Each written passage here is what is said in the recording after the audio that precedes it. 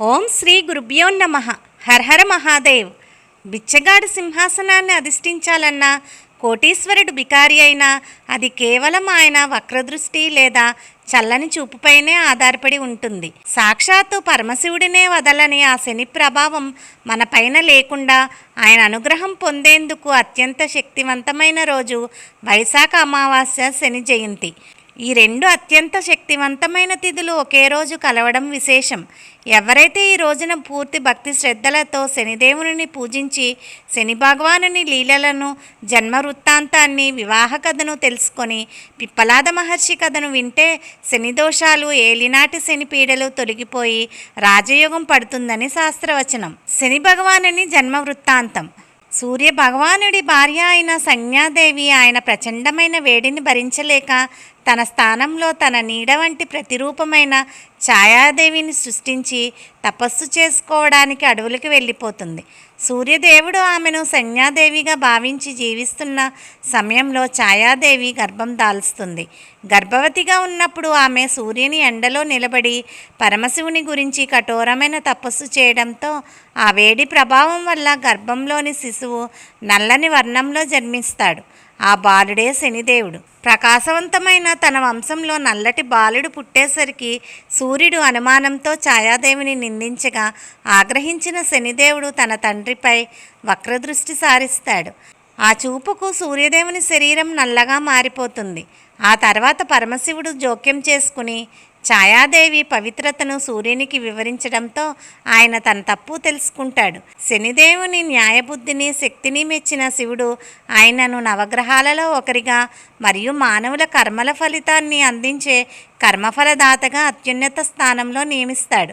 శనిదేవునికి పురాణాల ప్రకారం 8 మంది భార్యలు ఉన్నప్పటికీ ఆయన జీవితంలో భార్య దామిని కథ ప్రాముఖ్యమైనది. గంధర్వరాజు చిత్రరథుడు కుమార్తె అయిన దామినితో శనిదేవునికి వివాహం జరుగుతుంది. ఆమె అందగత్త మాత్రమే కాక ఎన్నో దైవిక శక్తులు ఉన్న సాధ్వి.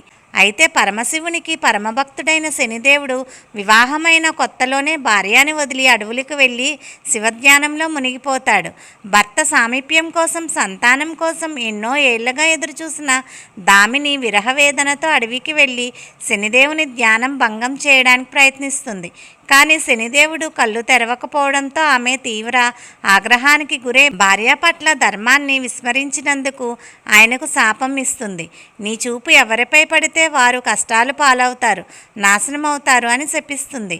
శనిదేవుడు పశ్చాత్తాపడిన ఆ శాపాన్ని వెనక్కి తీసుకోవడం దామిని వల్ల కాలేదు. అప్పుడు పరమశివుడు ప్రత్యక్షమై కలియుగంలో అధర్మపరులను, దుష్టులను దండించి దారిలో పెట్టడానికి ఈ వక్రదృష్టి ఒక ఆయుధంగా మారుతుందని, ఆ శాపాన్ని వరంగా మారుస్తాడు. నాటి నుండి తన భక్తులను ఆ ప్రతికూల ప్రభావం నుండి కాపాడడానికి శనిదేవుడు ఎల్లప్పుడూ తలదించుకునే ఉంటాడని పురాణాలు చెబుతున్నాయి. శనిదేవుని లీలలు. ఉజ్జయిని రాజైన విక్రమాదిత్యుడు శనిదేవుని తక్కువగా అంచనా వేయడంతో శని భగవానుడు ఆయనకి ఏలినాటి శని రూపంలో పరీక్ష పెడతాడు. శని ప్రభావం వల్ల రాజు రాజ్యం కోల్పోయి అడవుల పాలే దొంగతనం నేరంపై కాళ్ళు చేతులు నరికించుకుని న్యాయపురి నగరంలోని ఒక నూనె గానుగవాని ఇంటిలో పనివాడిగా మారతాడు. తీవ్ర పేదరికం, తల్లిదండ్రుల జబ్బు, చెల్లెళ్ళు పెళ్ళి ఆగిపోవడం వంటి కష్టాలతో దేవుడు లేడు అనే నిరాశకు గురైనప్పటికీ అతను ధర్మం తప్పకుండా శనిదేవుని ప్రార్థిస్తాడు. సరిగ్గా శని జయంతి రాత్రి నల్లని రథంపై ప్రత్యక్షమైన శనిదేవుడు ఈ కష్టాలు నీ అహంకారాన్ని అణిచి పూర్వకర్మలను శుద్ధి చేయడానికి నేను పెట్టిన పరీక్ష అని చెబుతూ విక్రమాదిత్యునికి తిరిగి కాళ్ళు చేతులు ప్రసాదిస్తాడు. అలాగే నగర ప్రజల స్వార్థాన్ని వీడేలా చేసి శనిదేవుని అనుగ్రహంతో విక్రమాదిత్యునికి పూర్వ వైభవాన్ని ప్రసాదిస్తూ అతన్ని ఒక గొప్ప నాయకునిగా నిలబెడతాడు. మరో ఆసక్తికరమైన కథ ఏమిటంటే, ఒక వనంలో చూపు మందగించిన ఒక ముసలికాకి ఉండేది.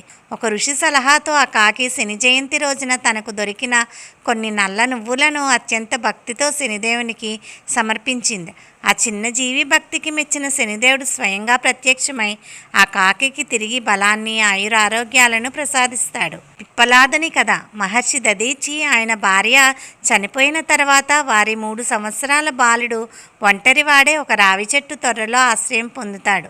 ఆ చెట్టు ఆకులు పండ్లు తింటూ పెరిగిన ఆ బాలునికి నారద మహర్షి ద్వారా తన తండ్రి దదీచి అని, శని మహాదశ వల్లే తన కుటుంబానికి ఈ అకాల మరణాలు కష్టాలు వచ్చాయని తెలుస్తుంది.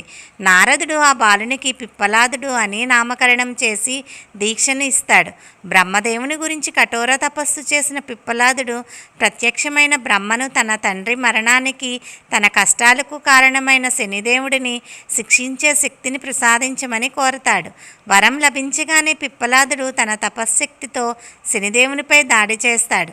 ఆ దెబ్బకు శనిదేవుడు ఆకాశం నుండి కిందకు పడిపోగా పిప్పలాదుడు ఆయన కాళ్ళపై కొట్టడం వల్ల శనిదేవుడు మందగమనుడు అయ్యాడని పురాణాలు చెబుతున్నాయి.